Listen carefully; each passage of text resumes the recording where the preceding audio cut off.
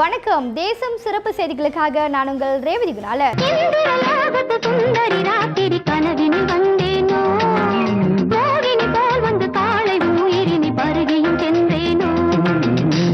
D. Rajendar எனக்கு தெய்வம், ஒரு குரு. அற்புதமான பாடல்களை எனக்கு தந்து என் குரலை வசீகரப்படுத்தினார். பாடகி சசிரேகா புகழாரம். தேசம் செய்திகள் தமிழ்நாட்டிலிருந்து எம் முருகன்.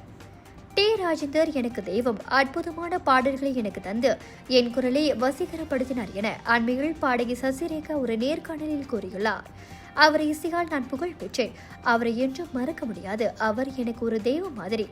எந்த பாடல்களில் ஒரு நீலாம்பரி, இந்திரலோகத்தில் சுந்தரி ஒருத்தி என்று எனக்கு உறவை காத்த கிளி, தங்கைக்கு ஒரு கீதம், ராகம் தேடும் பல்லவி போன்ற பல படங்களில் பாட டி. ராஜேந்தர் எனக்கு வாய்ப்பு வழங்கியுள்ளார். டி. ராஜேந்தரை என்று மறக்க முடியாது. அதுபோல செம்பு சிறு வயதிலிருந்தே அவரை மடிகள் தூக்கி வைத்து விளையாடியதுண்டு என்று அவர் எங்கேயோ இருக்கிறார். ராஜேந்தர் எனக்கு ஒரு குரு என்றார் சசிரேகா. அந்த காணாங்கத்த கருவாட்டுக்கு கழுத்துல வெள்ள, இந்த மானா மதுரை மைனாவுக்கு வாங்கிடுமுல்ல. நானும் வாணியம்மா பாடணும். நல்ல நல்ல பாட்டுங்க கொடுத்துருக்காரு. அதை விட அவருடைய எல்லா படங்களுக்கும் நான் வந்து ரீரெக்கார்டிங் மேல பாடியிருக்கேன். நிறைய பாடல் நீங்க பாத்தீங்கன்னா தெரியும். எல்லாம் அவருடைய பாடல்கள் ரீரெக்கார்டிங் வந்து நாங்கள் நைட் போயிடுவோம். நைட்டில் தான் எடுப்பார். பிரசாத் ஸ்டுடியோவில் தான் எடுப்பார். கீதாரிஞ்சர் சர்ட்டு இன்னும் புகழ்ந்தினே போகலாம். அவருடைய பார்க்க தான் அப்படி இருக்காரு. அவர் ஒரு தெய்வம். என்னை வந்து ஒரு சகோதரியாக தான் நினைப்பார். எல்லாரையுமே சகோதரியாக தான் நினைப்பார். அவர் ரொம்ப ரொம்ப டீசென்ட், ரொம்ப அருமையாக தங்கமானவர். அந்த ஹெல்பிங் மைண்டு அதெல்லாம் ரொம்ப இருக்கும். ஒரு நேரத்தில் அவர்கிட்ட ஒரு உதவி கேட்டேன். எனக்கு வந்து செஞ்சார். கொடுத்ததுல எனக்கு ரொம்ப சந்தோஷம். ஏன்னா அந்த நேரத்தில் எனக்கு தேவைப்பட்டுச்சு. இப்போ எனக்கு எல்லாமே இருக்குது.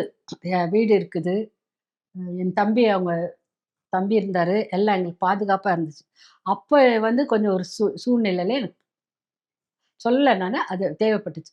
அப்போ நான் ஃபோன் நேரடியாக அப்போ தான் டி. ராஜேந்தர் சார், அவர் கிருஷ்ணா தான் கொடுத்தாரு. எனக்கு வேணும் பேசணும்னு கொடுத்தாரு. அப்போ சொல்கிறார் அவர், நான் எடுக்கவே மாட்டேம்மா, யார் தான் நான் ஃபோன் எடுத்து பேசவே மாட்டாராம்.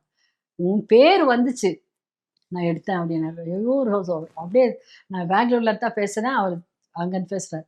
நான் எனக்கு தேவைப்படுதுன்னா சரிம்மா ஒரு 2 நாள் பொறுத்துக்கோ அப்படின்னு சொல்லி அவருடைய புகழை நான் அவர் பெருமை சேர்க்கணும்னு இல்லை. அவர் இந்த மாதிரி தெரியாமல் செய்கிறத நான் சொல்கிறதுல பெருமையாக இருக்கு. இத்துடன் இன்றைய செய்திகள் நிறைவடைகின்றன. மேலும் பல ஆன்மீக செய்திகளை தெரிந்து கொள்ள தேசம் டிவி மலேசியா யூடியூப், டிக்டாக் மற்றும் இதர சமூக வலைத்தளங்களை பின்தொடருங்கள். உங்களிடமிருந்து விடைபெறுவது நான் உங்கள் ரேவதி குணாலன். மக்களோடு தேசம், தேசத்தோடு மக்கள். நன்றி, வணக்கம். ஒரு வீட்டுக்கு ஒரு பட்டதாரி எனும் நிலை போய் ஒரு வீட்டுக்கு பல மருத்துவர்களை உருவாக்கும் நடவடிக்கையில் இறங்கியுள்ளது எய்ம்ஸ் பல்கலைக்கழகம்.